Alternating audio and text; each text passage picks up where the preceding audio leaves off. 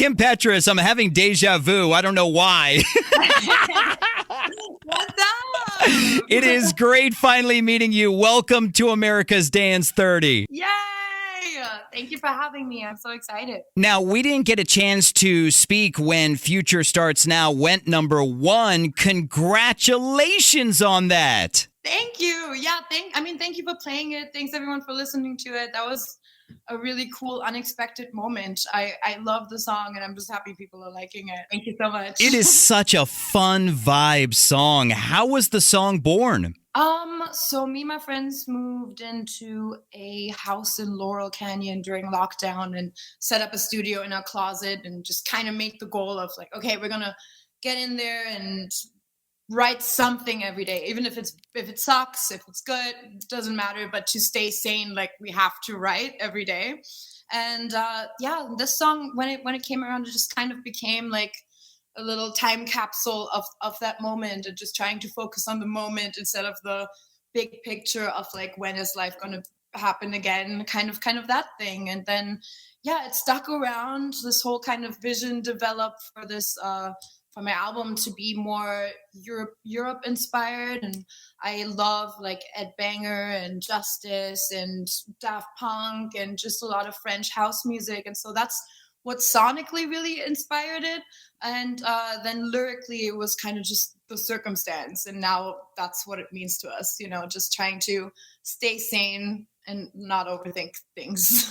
And you talk about how you guys started writing it at the beginning, at the first lockdown. Something I like to talk about is how many different versions of a song there is. So as a singer-songwriter, how many different versions do you write before the final? It really completely depends on the song. I think every song is completely different, but sometimes it can be like up to 20, 30 versions for sure.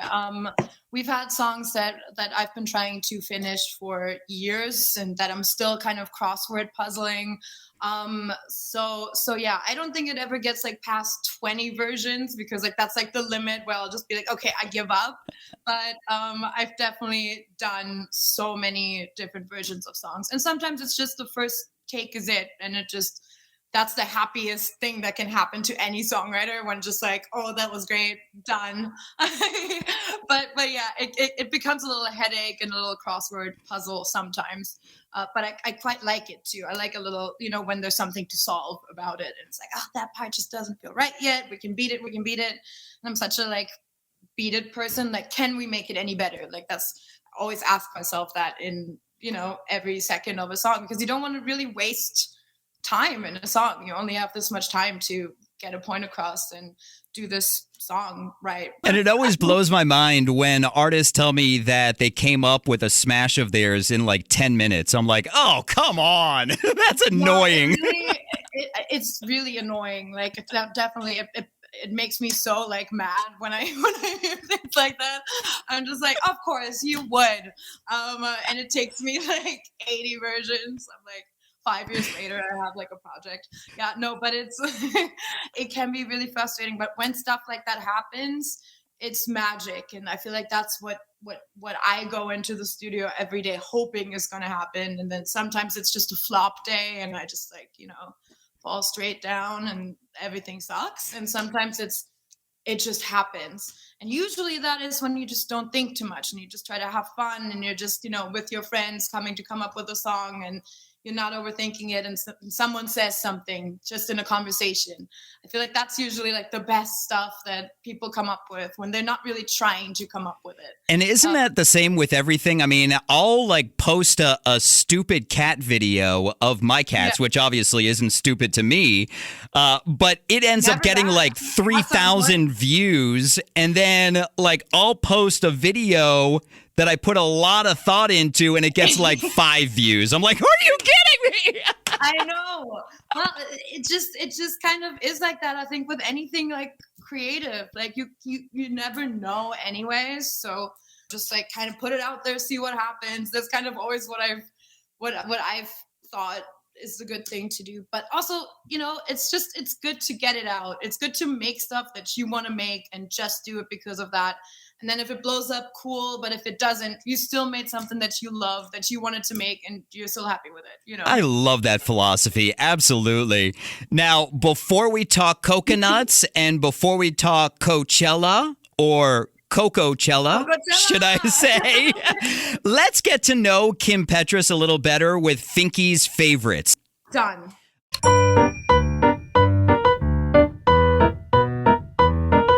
This is usually the hardest question for an artist to answer, but what is your favorite Kim Petras song? Oof. For me, that's not hard at all because my fans have a favorite. So it's a song called Hillside Boys. It's all of my fans' favorite. It's one of my first songs that I released. And till this day, just everything goes insane when I play that song and everyone screams and suddenly gays are topless everywhere. It's just... you know. So that's just kind of what happens. And that's why it's my favorite. Now, I love looking back BC before COVID and kind of seeing how everybody was before the world shut down. You had the opportunity to have an amazing tour back in 2019 before everything shut down. And then as we were just saying, you're going to be playing Coachella or Cocochella. Do you have a favorite place that you've performed? It's honestly, I probably have one in almost like every state or country. A favorite place that I performed, because I've done like the tiny, like the gay clubs in the middle of nowhere, you know. So I have a variety to pick from, but I think I had this show in Brooklyn in the rain that was, I think it was at the Mirage. And it was just the most insane thing. Like everybody stayed out in the rain and it was completely rock and roll and everybody was drenched and we were all just dancing and jumping and it was just full rock star moment. So I always remember that one. I love New Orleans. It's just kind of my favorite city in the US. And to play, I think the energy is amazing. I love the people in New Orleans. And then probably Paris. I've had a really magical show in Paris, and I think they just, I don't know, that kind of inspired me to make this album too, because the last time I played in Paris was right before lockdown, and I just had the most insane show, and like designers would like show up to my show, and it was just feeling so like arty, and like they got exactly what I was saying, and I just felt really understood. So those were some magic moments, but there's so many more.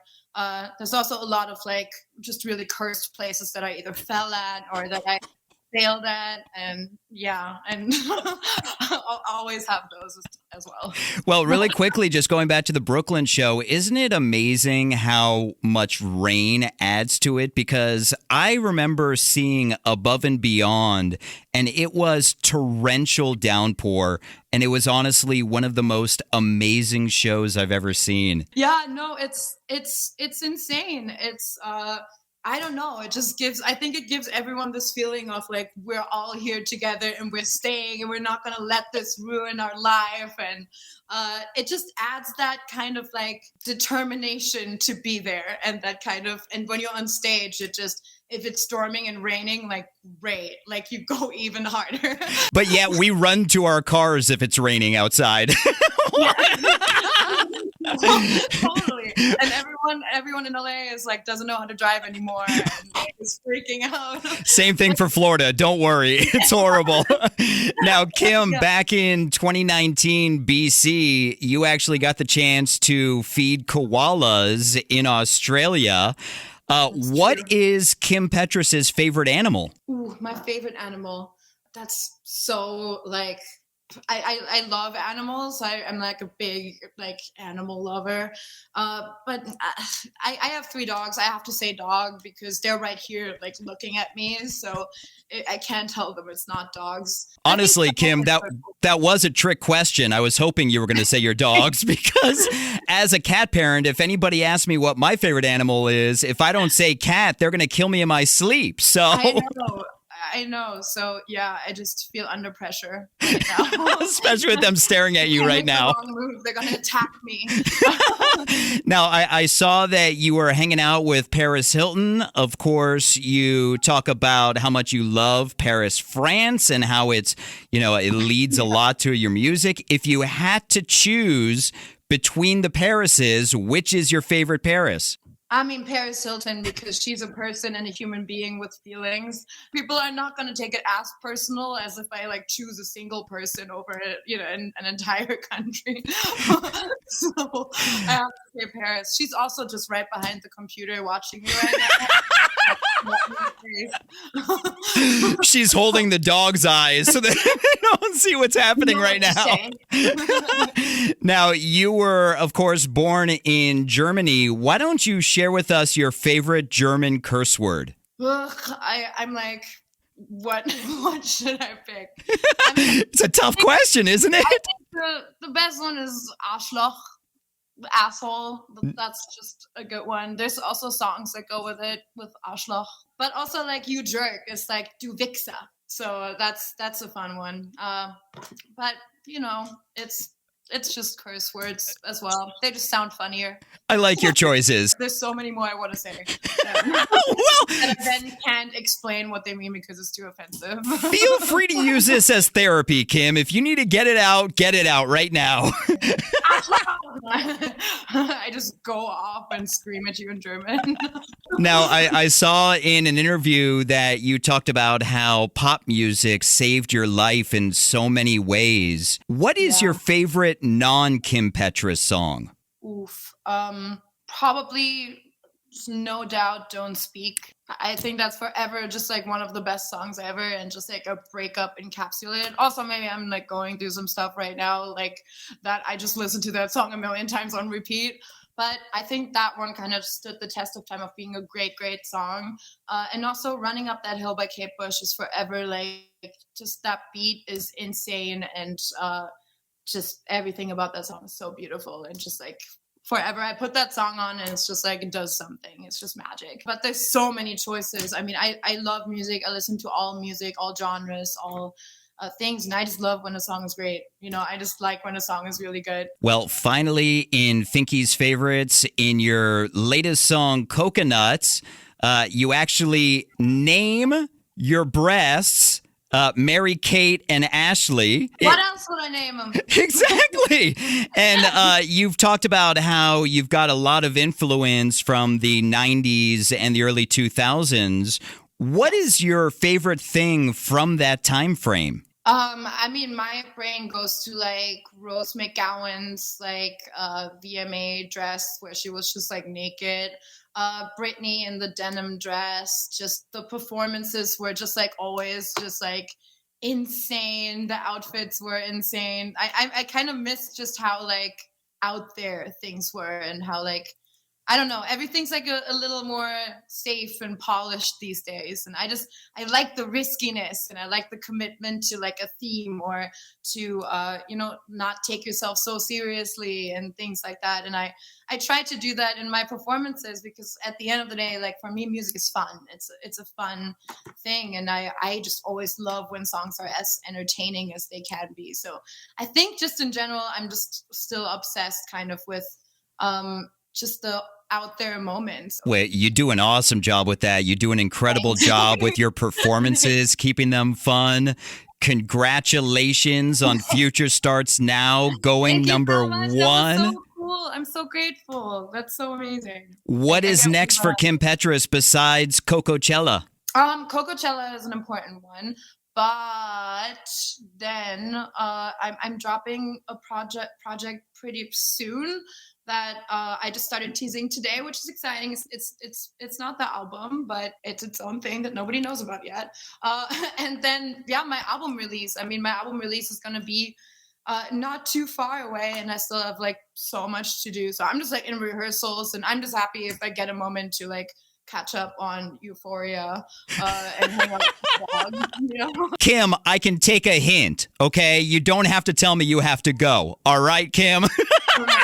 I'm so busy.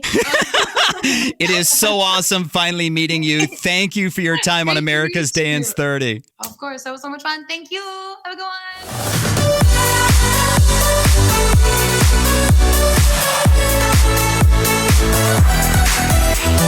one.